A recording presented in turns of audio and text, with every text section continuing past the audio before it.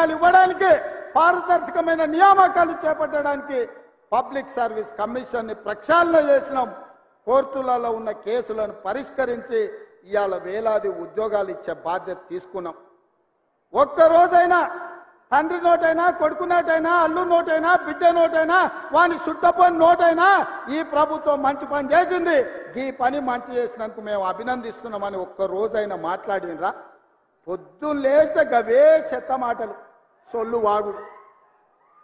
ఎప్పుడు ఇది పోతుందా, ఎప్పుడు మేము కూర్చుంటామని. ఒక ఆయన అంటాడు ఇది 3 నెలలు కూడా ఉండదని, ఇంకొక ఆయన అంటాడు 6 నెలలు కూడా ఉండదని.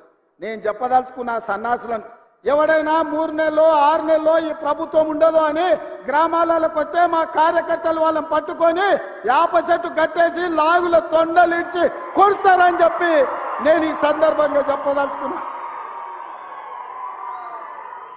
ఆ సన్నాసుడు అంటుండు ఎన్నికల కంటే ముందు రేవంత్ రెడ్డి పేరు చెప్తే 3 సీట్లు రాకపోతుండే అని. నేను ఇవాళ ఈ వేదిక మీద నుంచి ఆ సొల్లు వాగుడు వాగే కేటీఆర్కి సవాలు విసురుతున్నా. బిడ్డ, ఇవాళ నేనే ముఖ్యమంత్రి, నేనే పిసిసి ప్రెసిడెంట్ను. రేపు రాబోయే పార్లమెంట్ ఎన్నికల్లో నేను సవాలు విసురుతున్నా. నీ చేతనైతే దమ్ముంటే, నువ్వు మొగోడు అయితే ఈ తెలంగాణ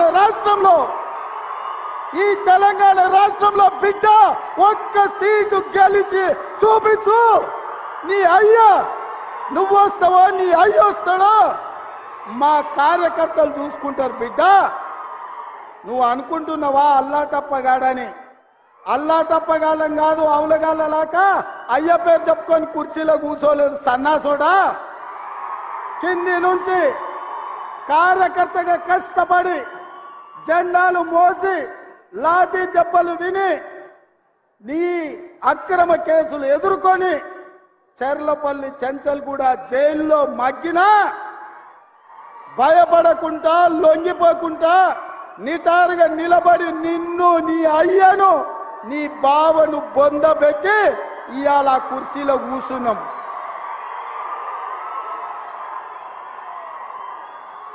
ఈ కుర్చీ ఇనాం కింద వచ్చింది కాదు, ఈ కుర్చీ అయ్య పేరు చెప్తూ వచ్చింది కాదు బిడ్డ.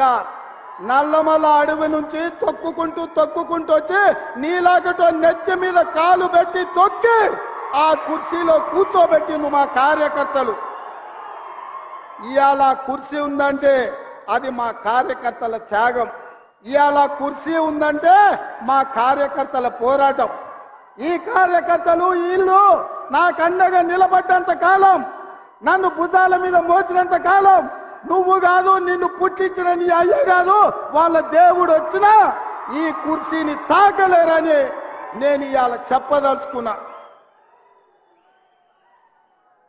ఇవాళ ఆయన మాట్లాడుతుండు మేము సోషల్ మీడియా ఉంటే మేము గెలిచేటోళ్ళమని. అరే సన్నాసోడా, ఉన్న టీవీలన్నీ సుట్టపొల్లవే కదరా. మాకేమన్నా టీవీ ఉందా, మాకేమన్నా పేపర్ ఉందా? మా అయ్య చూపించుకోవడానికి ఏమన్నా టీవీ ఇచ్చిండా, రాసుకోవడానికి ఏమన్నా పేపర్ ఇచ్చిండా? సొల్లువాగుడు వాగడానికి మాకేమన్నా మైకులు ఇచ్చిండా? సాయంత్రం పూట సేద తీయడానికి జూబ్లీహిల్స్లో సినిమా వాళ్ళ గెస్ట్ హౌస్లు ఏమన్నా మాకు ఇచ్చిండా? ఏమిచ్చిండా? మా కార్యకర్తలు కష్టపడితే, మా కార్యకర్తలు నిలబడి కొట్లాడితే మాకు ఇవాళ ఈ అధికారం వచ్చింది. ఇవాళ నువ్వు చేసే తప్పుడు పనులు మా కార్యకర్తలు సోషల్ మీడియాలో పెట్టారు. మాకు ఆ ట్యూబ్ అక్కర్లేదు, ఈ ట్యూబ్ అక్కర్లేదు, ఏ ట్యూబ్ అక్కర్లేదు.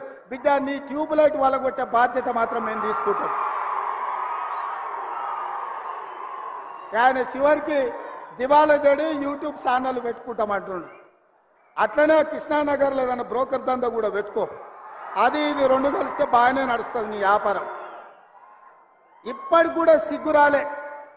వాళ్ళ కుటుంబం తోసుకుంటే తెలంగాణ ప్రజలు చెప్పు